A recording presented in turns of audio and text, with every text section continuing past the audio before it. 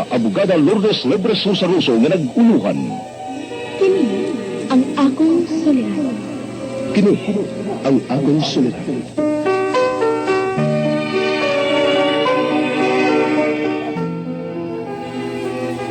Sa atong pagkaymugso ng kalibutan, di kaluhaan at tanggaan sa atong suliran. Ang suliran mo'y kabahin sa itong inadlang panginabuhian. Aba na doon ay suliran nga dili mo mapasan nga ikaw ra. Nagkinahanglan kag katabang aron sa pagsulbad ni ini. Nagkinahanglan kag kahayag na may mulamdag sa imong unahuna. Ug tungod ni ini, natawag kini nga atong tulumanon nga nag-uluhan. Kini ang akong suliran. RMRMN Radyo mo nationwide. Hello, may igala na mo diya sa Digo City diya sa Barangay Dawis. Ay kamong kalimot karon January 27, 2010. Inyo kami makita diya sa Dawis Gym. Si Geli Del Mar, Goliath, o gingaman si Inday Jackman Dominguez. January 27 ka na may igala. Ay kamong kalimot anha sa Dawis Gym. Inyo kami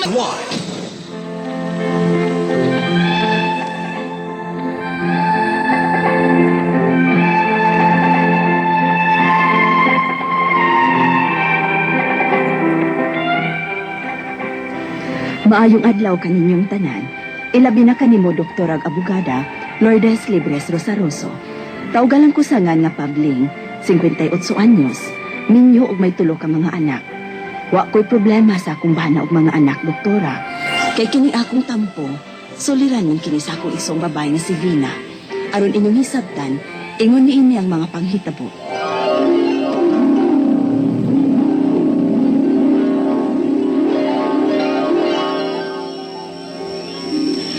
Ganun ka lang, ha? Kung saan oras, ha? Boy, pero may nalambang ingon ini. Kada uli ko, imo kong awayon. Ikapuya taon ko sa trabaho, eh. Ingnon pa ko ni mo ini. Kasak pa ko ni mo? Naalat ka lang ginagdagmal ako, ha? Di ko masod yung bulsa na, eh. May laki ka tingali ka ron. Ayaw ko puta-puta, di! Limpyo ako pagkasawa! Limpyo. Dali, dali. Boy, ikaw! Dili. Asa ko pinimulan? Gisakitan ko! Kundatan ka!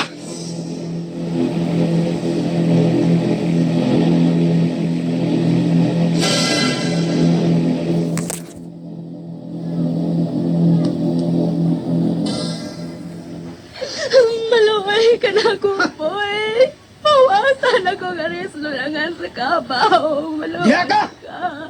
Mo na angay ni mo! Hoy! Hoy! Ano ba ginugmong mali mo asawa sa lapok, ha? Ginugmong mo tagaliyaw sa lapok si Bina. Alas 7 gabi, oh! May kanor! Ay lapang hilabot, ha? Indri pamilya ng gubot, ha? Maluway, mga tabangay ko ninyo. Ang gutong na ako bayo. Kung sawa ka, boy! Ba't yun ang magaling asawa mo? Wabo hilabot! Isa kong sawang ko pa niya ako asawa! Si Kinsa ka mong hilabot! Mahimo sa kong kaway!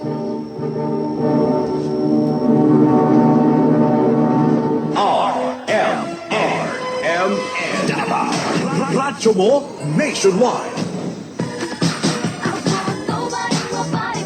Hello, may igala na mo diya sa Digo City diya sa Barangay Dawis. Ay kamong kalimot karon January 27, 2010. Inyo kami makita diya sa Dawis Gym. Si Geli Del Mar, Goliath, o gingaman si Inday Jackman Dominguez. January 27 ka na may igala. Ay kamong kalimot anha sa Dawis Gym. Inyo kami makita. Maglingaw-lingaw kita. Salamat kaninyong tanan!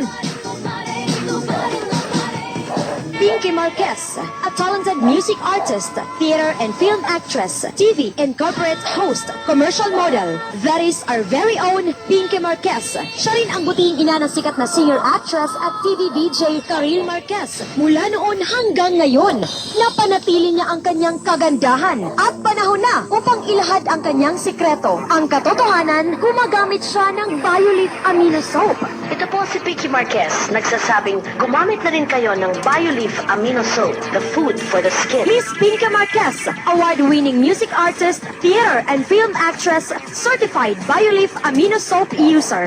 Mapalit karon sa Digos Rose Pharmacy, Almico Drug, Digos Southern Drug sa Santa Cruz, Maidel Pharmacy, Almico Drug og LPD Drug.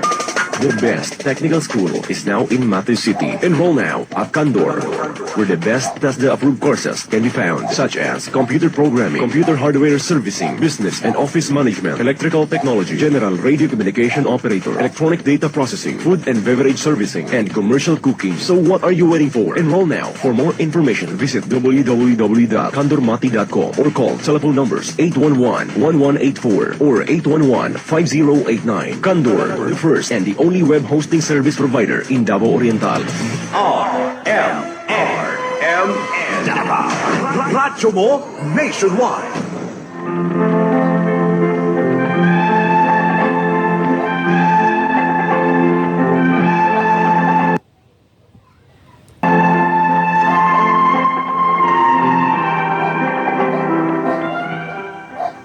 Wa na lang musungasong sa kasuko ni Boy si Noy Canor. Apan sa dihang nalipat si Boy, daling kitabangan ni Noy Canor si Vina. Daling nagpalayo si Vina ug dito dangop sa ilang tatay. Unya, Tay, may ihangyo ata ko nimo, Tay. Unsa man ka na, anak? Nang-apply man ko og trabaho sa abroad ug nakinahanglan ko dakong kantidad alang sa placement fee. Wa man gyud ko laing kadangpan. Di ba, Tay, nga may 5 ka hektaryeng yuta man ka? Oo, ito na. Mohong yun ta ko, Tay, nga atong iprinda. Mas maayo man gud kun adto ko magtrabaho sa gawas. Kay dili na makaabot sa pagsamok na ko si Boy. Kinahanglan gyud ko magpalayo din ni Tay. Asa ka man in taon pa doon. Kung unsa may imong trabaho dito. Mag-caregiver ko sa Chicago, Tay. Sige. Sige, anak. Tabangan ko ikaw nga magkabarog ka pagbalik. Hindi kayo salamat, Tay, ha? Ipasali ko ni mo, Tay. Ni magkaglagangan kong ibayang sa kong mga utang. Og iyan man, ang paglukat sa mga yuta. Pag-amping ba ikaw dito, ha, Bina? Layo kayo ang dapit. Huwag kita nakadugo dito. Mag-inusara ka lang. Tungod kanina mga mahal ko sa kinabuhi, Tay. Mag-amping ko.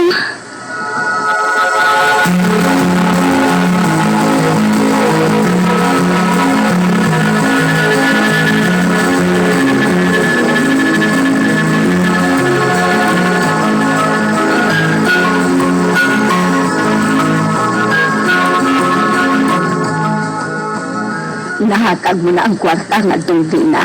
O, tuwan na. Unya, kanus aman kuno ang iyang larga. Sa sunod semana man kuno. O kanato nga isalig ang iyang mga anak. Ay, natural, oy. Ari nato ang atong mga apo. Dili mahimo nga adto ibilin sa irresponsable niyang bana nga way kaluoy.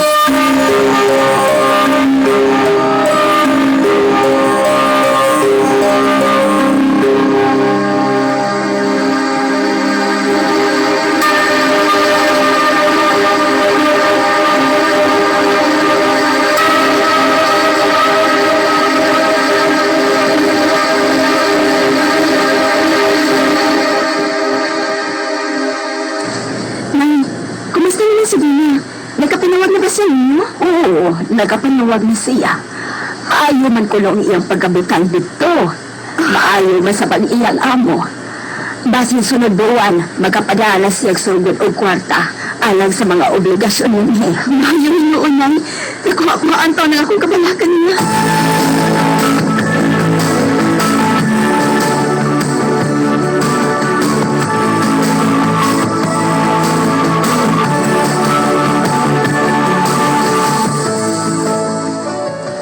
Nay?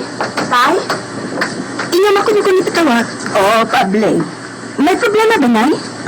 May problema. Makalipay noon. Kaya nagpadala og kwarta si Vina. Tinuod? Buutan kayo ang manghod mo. Kay gawas nga nagpadala siya sa iyang kisaan ni tatay mo. Nagtaglaan siya sa iyang mga anak og tag 25,000 pesos matag usa. Si tatay mo og ako, iyasang gipadaan og tag 20,000 pesos kada usa.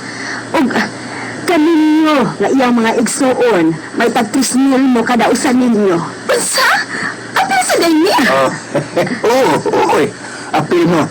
Naamsab gani para sa hanggaw ng bana. 5,000 pesos.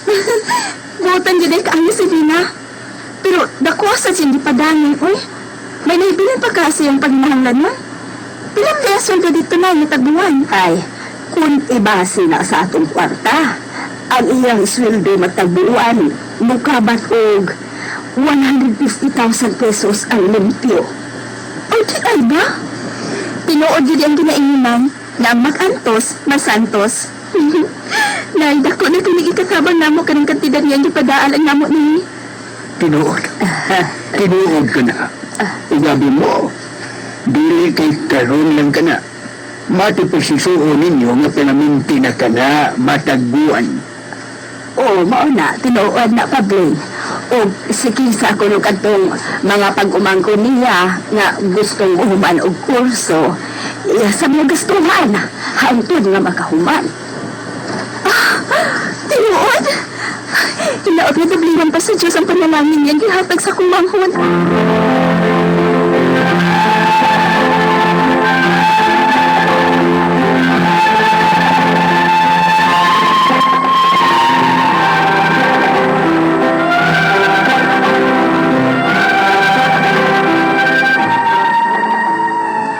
Napuan ni katuig na tuwa sa Chicago ang isuon kong si Vina.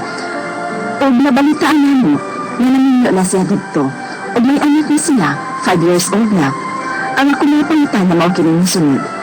Unang pangitana, nagpakahilom lang si Boy nga bana ni Vina, bahin siyang pagminyo. Dito sa Chicago, o gani, may anak na si Vina. Mapriso na si Vina sa pagpakasal niya sa lain dito sa abroad. Ikadulang pangitana, natawag ba og legal ang pagpauli sa among manghod diri sa Pilipinas sud na sa napo katuig. Ikatulong pangutana, kung pinilitan man magpauli si Vina din sa Pilipinas uban ang iyang anak, nakiya ba siya sa iyang bana og adultery? Mabilanggo ba siya? Katapusang pangutana, kinikaha si Boy nga bana ni Vina, wakanin siya daw plano alang ni Vina sa umaabot ng mga adlaw. Di ko ba ang gid mo siyang pagpakahilong sud sa dugay nga panahon. Panginoon, tabahin nagtambagi ko. Daghang salamat, kini ang akong suliran, Pabling. Mga igsoon, atong sawaan ang sugilanan ni Pabling, 58 years old, minyo tulo ka anak taga Bogo City. Apan sa dili pa.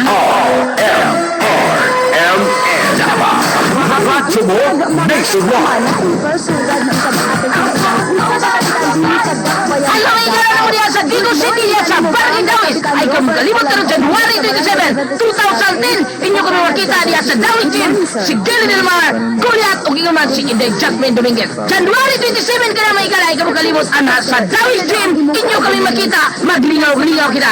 Salamat ka ninyo tanan!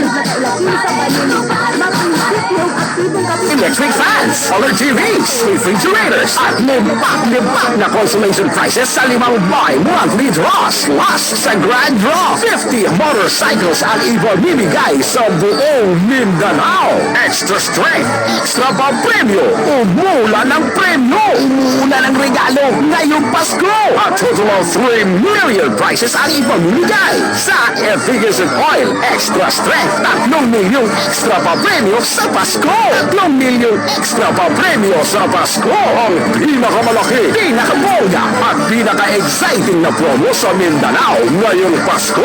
Paano sumali? Gumamit lang ng Efficient Oil Extra Strength at ipagpalit ang bote nito ng raffle coupons sa mga redemption centers. Ang mas may marami o mas malaking bote ay may mas maraming raffle coupons. Mas malaki ang chance na manalo. Efficient Oil Extra Strength.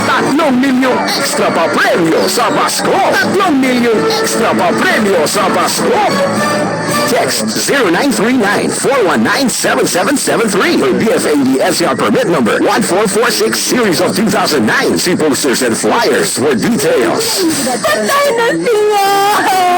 Kung sa'yo mong relasyon sa namatay? Ako niyang pinay papoy! Kung sa'yo namatay yan? Tulman niya ang tiriya! Mrs. Tambag lang. Gamitin na Aquadox. Aquadox? Ang Aquadox may doble epekto. Dunay broad spectrum doxycycline para sa sipon o buong pulmonya. May colistin para panguntras kalibanga o diarrhea sa inyong mga kahayupan. Doon na pa'y vitamins, minerals o electrolytes. Ang kahayupan, layo sa mga sakit. Ano naman, Mrs.? Tungod sa Aquadox, buhay ang akong pinuwi. Aquadox, dubling epekto. Available in 5 grams sachet and 25 grams macrosolid pack. Mabibili sa inyong mga suking veterinary supply store. RMRMN. Radyo mo nationwide. Ug karon pabling sugilanon kini sa imong manghod nga si Bina. Kini imong manghod nga si Bina na minyo kang boy. Kini si boy hilabihan kaabubhuan. Gamayng sipyat ni Bina pasumanginlan dayon nga dunay kabi. Ug hawod gayud si boy nga makakulatan ni Bina. Usa ka gabi iyang gikulata si Bina. Pagkahuman iyang gibagdok dito sa lunangan sa Kabaw. Ang lunangan sa Kabaw perting lawma. Alas 7 na sa gabi.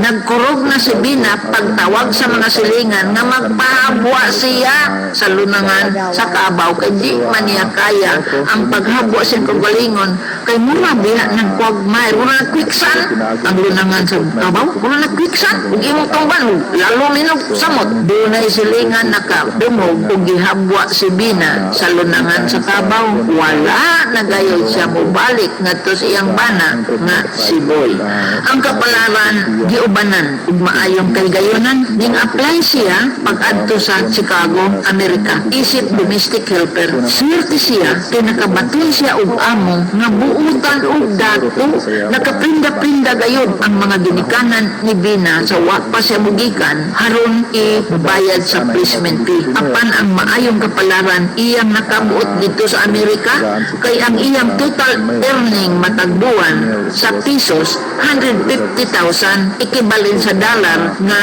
iyang nadawat isip healthcare giver na dili na domestic helper kay paramedic siguro ni si Bina nga gikan sa pagka-domestic helper dito man siya sangko sa healthcare giver paramedic ni di ganini nurse midtik ranti tuti nga muadto sa gawas sa nasod dinhi iyan ang gipadalhan ang tanang na prenda nga yuta gilukat kada buwan magpadala siya 25,000 sa iyang tulok anak matagbata padalhan niya 20,000 matagbuan iyang ginikanan padalhan niya tagutlo ka libo ka pesos ang iyang tanang igsoon ug i-apil pa ang iyang bana kasi boy 5,000 ka pesos matagbuan ang boy iyang bana nga tambaloslos nga iyang gibiyaan hindi na karon napo nakatuig sa Amerika naminyo na siya Amerikano ug doon na siya usa ka anak uban sa Amerikano kini ang sugilaron sa usa ka yano nga ginang gidaog-daog sa iyang bana gidaog-daog sa kapalaran apan gihatagan og kaygayonan sa Ginoo nga moasenso sa langyaw nga nasod tangutana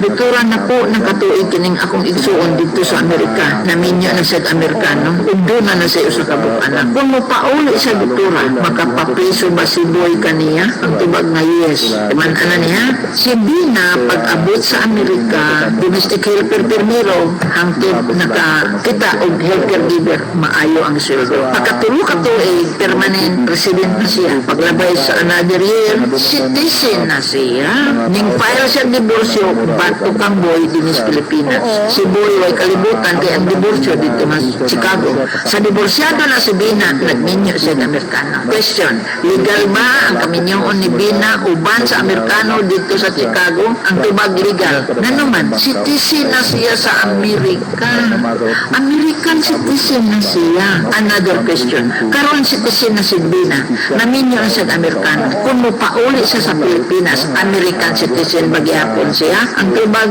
dili initunog niya sa yuta nga Pilipino mo balik siya pagka Pilipino ug ang iyang kaminyoon uban ni Boy mabanaw mawagtang ang iyang personality as American citizen the moment manaog siya sa yuta nga Pilipinas si Boy makakihan niya adulterio prueba na si anak sa laing laki ingon ni anak kasalbahes ang international law the American marriage of Bina is not recognized in the Philippines but the Filipino marriage of Bina to Boy is forever recognized in the Philippines ingon ni anak kahapdos ang balaod na kadang kamutanan po naman kato ibitura nga wagay lang nga si Boy why timaan ba kani nga Weber ang tumagti ay walay Weber sa atong Pilipinas.